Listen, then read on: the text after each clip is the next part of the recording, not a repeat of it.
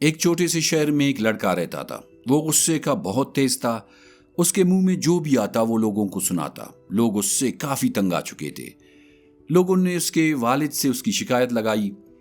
ایک دن اس کے والد نے اسے کیلوں سے بھرا ہوا ایک بیگ دیا اور کہا، جب بھی تم کسی کا دل دکھاؤ تمہیں باڑ میں ایک کیل ٹونکنی ہوگی۔ پہلے دن ہی لڑکے نے 37 کیلیں ٹونکی۔ وہ اتنے کیلوں کو دیکھ کر بہت پریشان ہوا۔ آنے والے دنوں میں وہ اپنے غصے پر قابو پانے کی کوشش کرتا رہا۔ ہر گزرتے دن کے ساتھ وہ کم کیلیں ٹونکنے لگا۔ اسے احساس ہوا کہ کیل ٹونکنے کی رسوائی سے بہتر ہے کہ اپنے غصے کو قابو میں رکھا جائے۔ پھر ایک دن ایسا آیا جب اس نے پورے دن اپنے غصے پر مکمل قابو رکھا۔ وقت گزرتا گیا۔ ایک روز اس کے والد نے کہا، اب جس دن تم پرسکون رہو تم اپنے باڑ سے ایک کیل نکال دینا۔ ایک ایک کر کے وہ کیلیں نکالتا رہا۔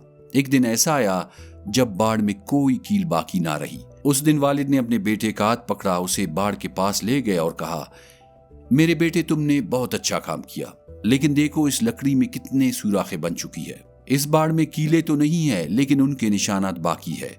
یہ باڑ اب پہلے جیسا کبھی نہیں بنے گا۔